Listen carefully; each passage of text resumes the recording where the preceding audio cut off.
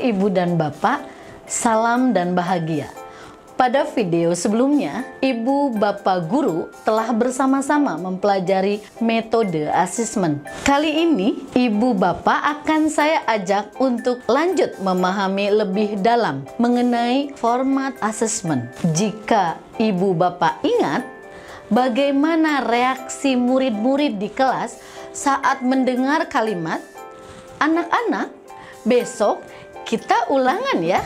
Pasti banyak murid yang merespon kalimat itu dengan perasaan cemas, khawatir, dan biasanya murid-murid akan lebih fokus menghafal daripada memahami. Kira-kira mengapa ya? Dalam format asesmen yang selama ini berjalan, seringkali murid terjebak sekadar menghafal. Padahal seharusnya murid bisa lebih diarahkan untuk proses belajar yang lebih bermakna, seperti merenungkan, merefleksikan, menganalisis, dan menghubungkan pengetahuan dengan fenomena yang ada di sekitar. Berdasarkan formatnya, asesmen sendiri bisa kita klasifikasikan ke dalam dua hal, yaitu 1. Asesmen tradisional, dan 2. Asesmen alternatif. Kira-kira apa saja perbedaannya? Mana yang lebih baik untuk digunakan? Asesmen tradisional sendiri merupakan format asesmen yang paling umum digunakan. Beberapa bentuk asesmen tradisional adalah tes pilihan ganda, tes benar atau salah, soal isian pendek, dan esai.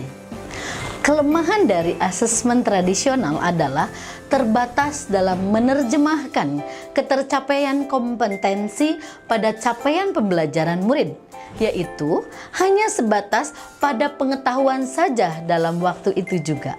Seperti pada tes benar salah, tentu ibu bapak akan bingung untuk mencari tahu apakah murid yang mampu menjawab dengan benar karena benar-benar paham atau karena faktor keberuntungan saja. Nah, tipe tes benar salah ini sebenarnya mirip juga dengan tipe soal pilihan ganda dan isian pendek. Tes benar salah, pilihan ganda, atau isian pendek ini cocok untuk recalling pemahaman murid terkait materi yang sudah diajarkan dengan cepat, tetapi kurang tepat untuk mengukur pemahaman mendalam atas apa yang sudah murid pelajari sebelumnya. Sebenarnya kita tetap bisa menggunakannya secara lebih optimal untuk mengukur pemahaman murid. Misalnya, dengan tetap menggunakan pilihan ganda, tetapi bentuk soalnya dibuat lebih panjang dan bisa menggunakan soal-soal yang bersifat analitik. Berikutnya ada tipe tes esai. Secara implementasi, esai sendiri lebih optimal dalam melihat kemajuan belajar murid karena bisa dibuat untuk uji kemampuan analisis, melihat keterkaitan, dan merefleksi murid atas materi yang telah dipelajari sebelumnya. Dalam menerapkan esai sebagai alat asesmen, ibu bapak bisa membuat penilaian secara objektif dengan rubrik seperti yang telah disinggung di video sebelumnya. Berikutnya, kita akan berkenalan dengan format asesmen alternatif dan beberapa alat tes yang bisa kita gunakan. Asesmen alternatif ini sendiri lebih mampu mengakomodir hal-hal yang kurang bisa diukur lewat asesmen tradisional. Beberapa alat asesmen yang bisa digunakan dalam asesmen alternatif adalah tes melalui pertanyaan terbuka, bermain peran, demonstrasi, praktik langsung, eksperimen proyek, dan portofolio. Portofolio terdiri dari karya murid yang menampilkan penguasaan keterampilan tugas dan ekspresi atas suatu materi yang telah dipelajari sebelumnya. Misalnya, guru bisa membuatkan suatu template jurnal atau diary untuk setiap murid. Lalu, murid diwajibkan untuk mengisi jurnal atau diary setiap selesai pembelajaran. Di dalamnya, guru meminta setiap murid untuk melakukan refleksi terkait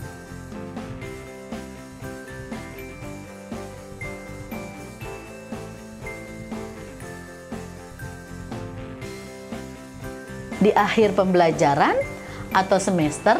Guru bisa melihat seluruh konten dan rangkaian jurnal atau diary dari setiap murid untuk ditarik penilaian berdasarkan rubrik dan kriteria tertentu yang telah ibu bapak tentukan sebelumnya.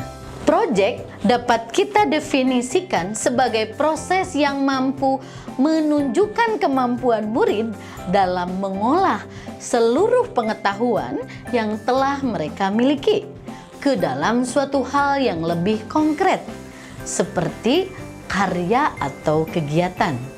Penugasan melalui proyek bisa secara individual atau kelompok. Dalam pembelajaran paradigma baru sendiri, tujuan dari penilaian melalui proyek adalah untuk membuat pembelajaran menjadi lebih kontekstual dan sekaligus untuk mengasah kemampuan pemecahan masalah setiap murid. Bisa melalui pembelajaran di kelas oleh masing-masing guru mata pelajaran atau melalui berbagai proyek penguatan profil pelajar Pancasila di sekolah. Beberapa penugasan proyek yang bisa diberikan pada murid seperti pengembangan rencana, karya seni, proposal penelitian, dan presentasi multimedia. Lalu di akhir proyek, guru bisa memberikan penilaian secara individu maupun kelompok. Di dalam implementasi format asesmen alternatif, proses belajar murid mesti dilihat dari banyak sisi, bukan semata-mata tahu dan paham pengetahuannya seperti apa, melainkan lebih bisa dikembangkan lagi. Misalnya, mencari tahu kemampuan mengaplikasikan suatu pengetahuan ke dalam kehidupan sehari-hari, refleksi murid terhadap pengetahuan yang telah dipelajari, dan sebagainya. Oleh karenanya, di sisi lain penerapan asesmen alternatif sendiri menuntut komitmen ibu bapa dalam mengevaluasi ketercapaian kompetensi pada capaian pembelajaran setiap murid. Jika kita bandingkan, ibu bapak lebih memilih format asesmen tradisional atau alternatif. Secara umum, tentu sebaiknya kita mampu menggunakan kedua format asesmen sesuai kebutuhan. Asesmen alternatif, walau di sisi lain terkesan lebih merepotkan, tentu lebih mampu mendokumentasikan kemajuan belajar murid yang lebih berorientasi pada proses, bukan hasil saja.